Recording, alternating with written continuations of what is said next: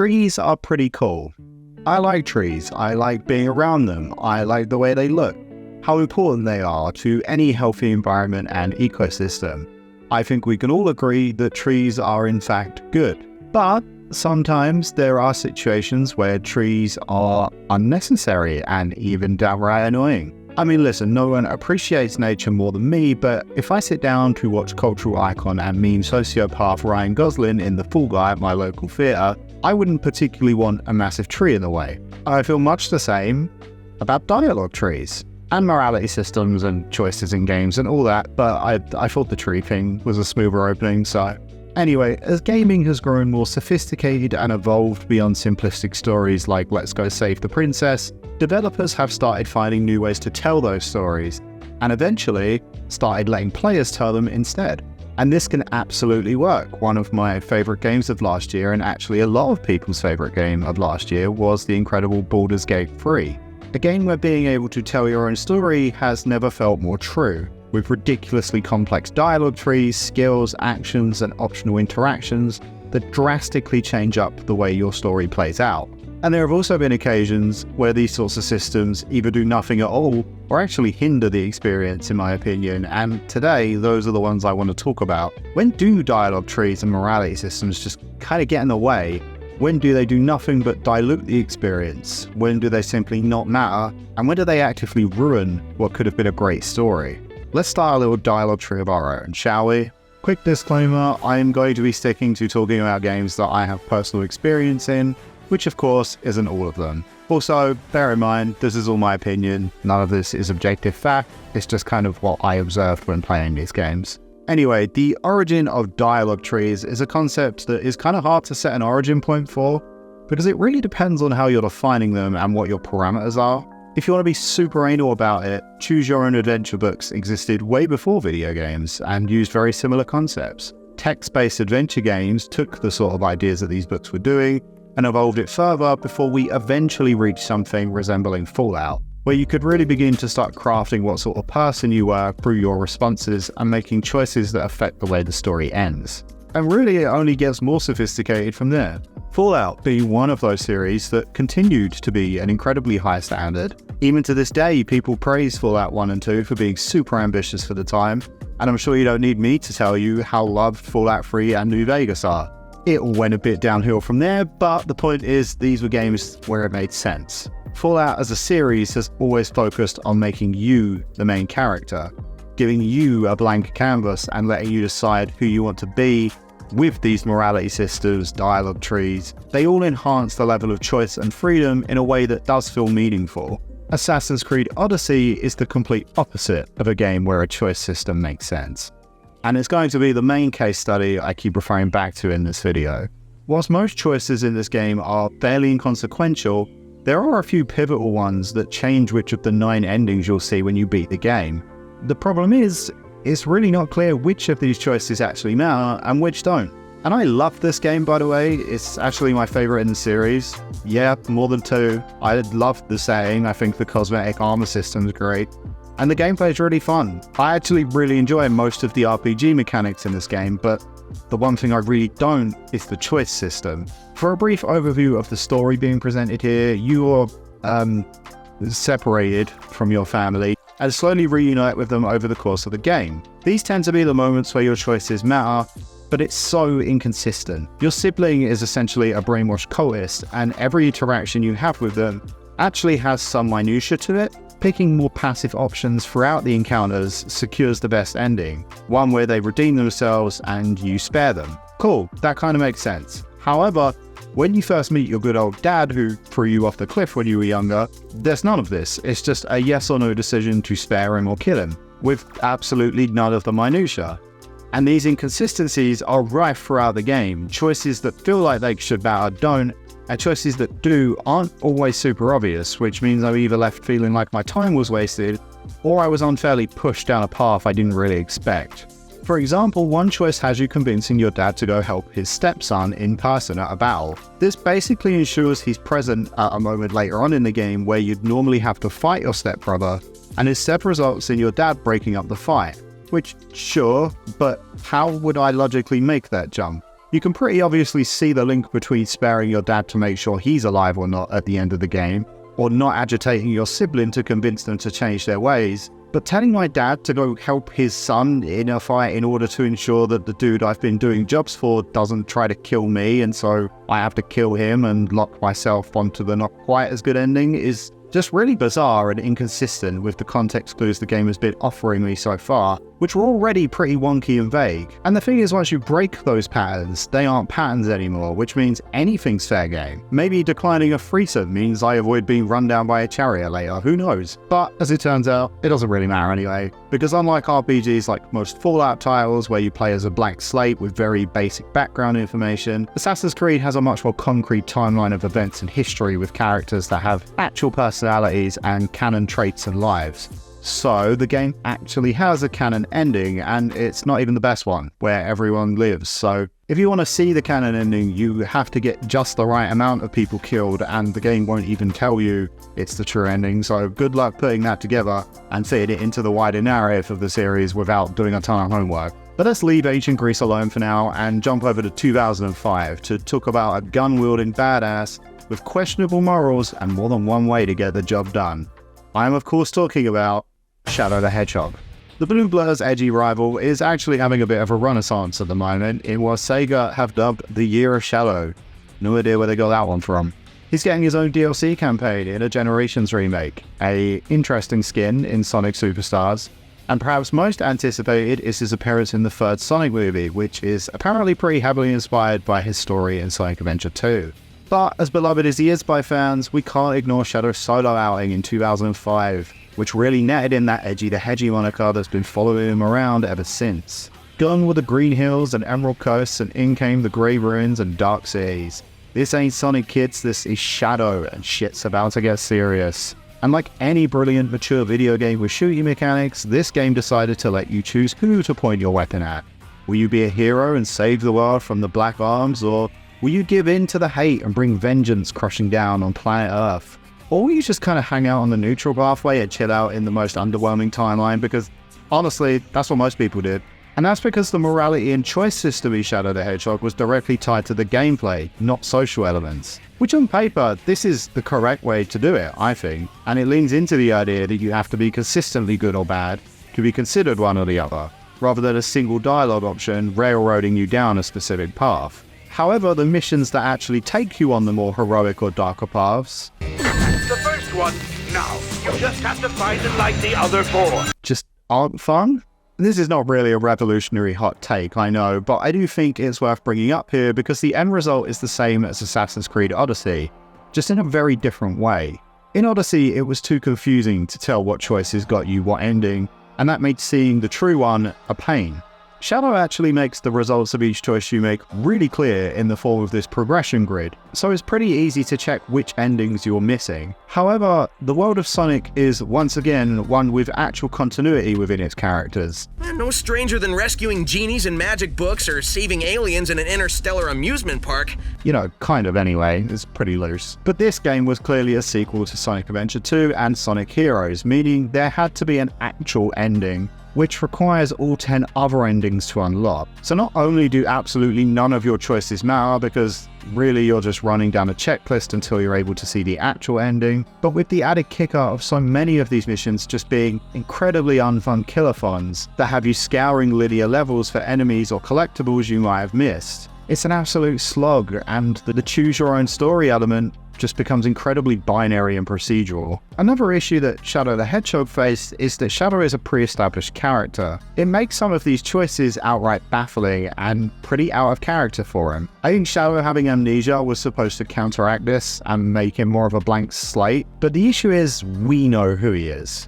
It's like in Guardians of the Galaxy 3, Gamora has had a very different life to the one we knew in Guardians of the Galaxy 2. She's not the same person, and that's heartbreaking because Peter knows he can't really change her into the Gamora he knew. That's why that plotline works, that's why it's so emotional. In a video game with a morality system, however, I can change how the character behaves. And the Shadow I know isn't edgy for the sake of edgy. He isn't cold-hearted, and he certainly wouldn't approve of taking candy from a baby. I think in a broad sense, what this game kind of missed is that Shadow is actually a deeply emotional personality who acts out of grief in Sonic Adventure 2.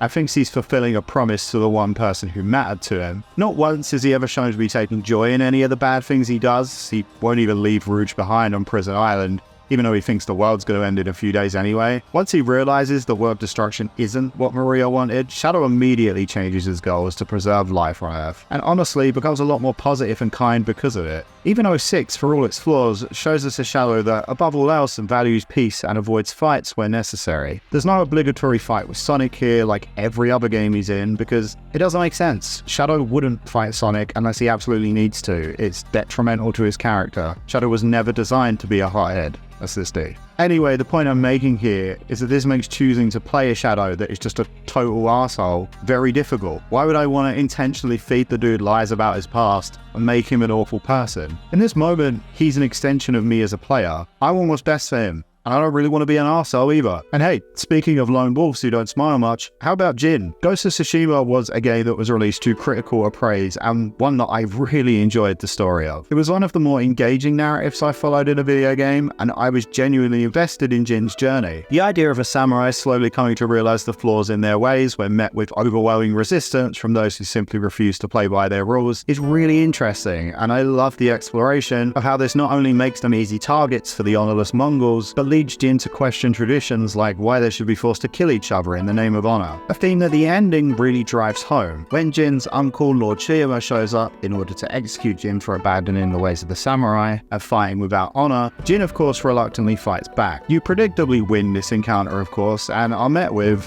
a choice. I'm going to be completely honest, when I first got to this moment, it actually really annoyed me. I'd only played Assassin's Creed Odyssey for the first time about a year prior, and since then, I'd really been noticing unnecessary choice systems more and more in the games I was playing. And after this game managed to immerse me so fully, really engage me with this fantastic plot, likable characters, compelling themes, a super difficult conflict, this choice just felt so baffling to me. For those who don't have the context, you have the option to either kill or spare your uncle in this moment. Lord Shiyama is a devout samurai and wishes to be killed for losing the duel, as is the way of the samurai, all in the name of honor.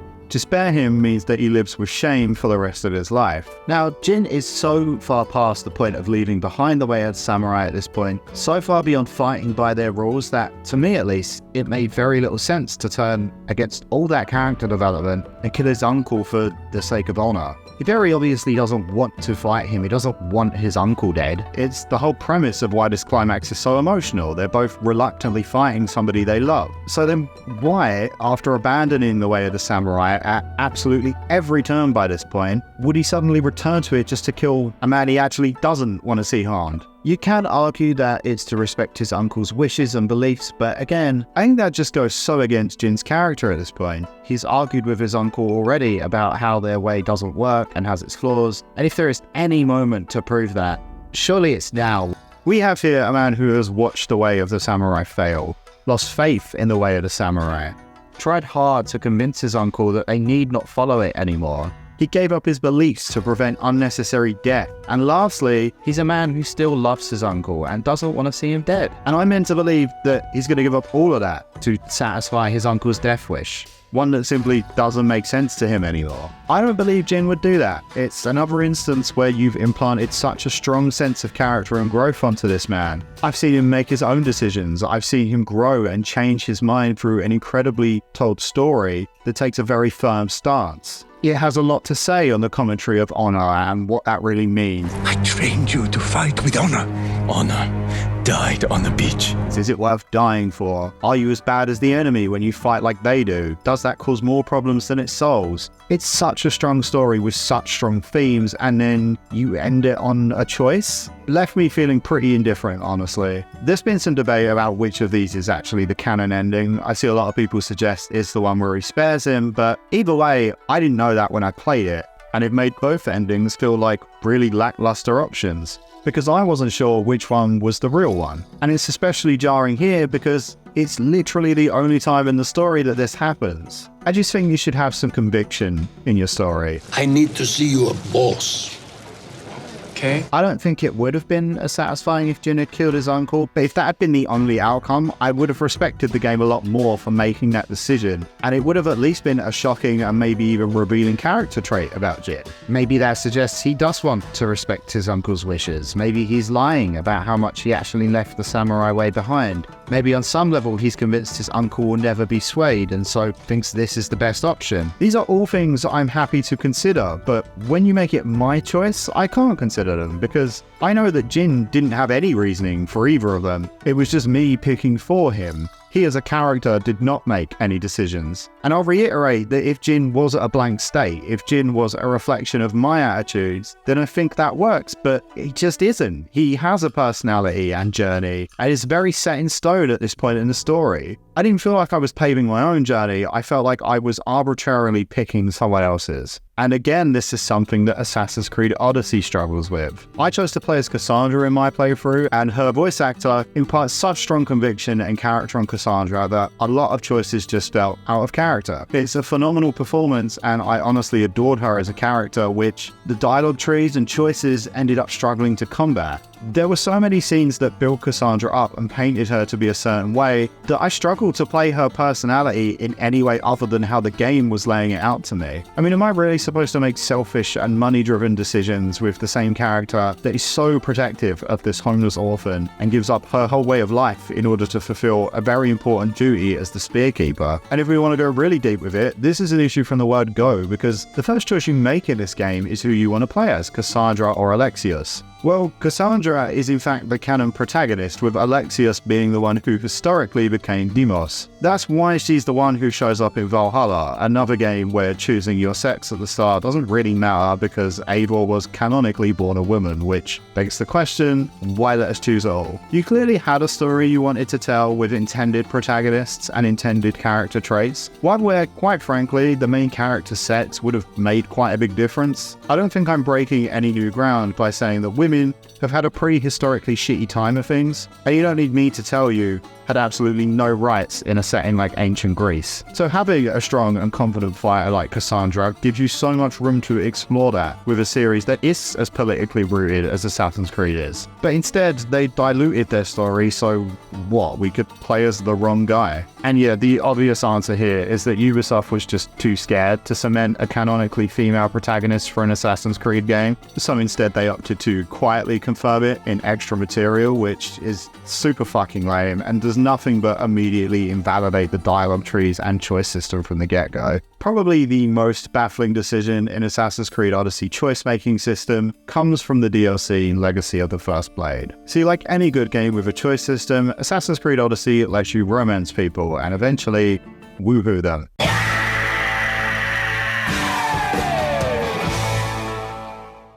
This has been a staple of games with choice systems for years, and even spawned its own subgenre with things like dating sim visual novel experiences. And it doesn't just go for romantic relationships either. I recently talked about Stardew Valley on the channel, and how the relationships with villagers are some of the most rewarding aspects of that game. Every interaction you have with a villager has impact. Talking to them regularly will keep your dynamic healthy, whilst ignoring them will drain it. Giving them gifts they like will cause spikes to your standing with them. Giving them bad advice in character events will make them dislike you. There's tangible weight to your choices here, and you see physical rewards in the form of gifts and knowledge from the NPCs when you make an effort to build friendships with them. And putting in the effort to romance and eventually marry a villager will also provide small benefits. Your partner might help out around the farm, cook meals for you, and just provide some fun flavor text as well as slightly extending the size of your house. Now, the good thing that did come out of having the arbitrary male option to play as in Assassin's Creed Odyssey was that you could have completely gay, bisexual, pansexual, or straight relationships depending on your preference. I know that might seem pretty whatever and to be expected in a post-Baldur's Gate 3 world, but it was a fairly talked about feature when Odyssey was being marketed.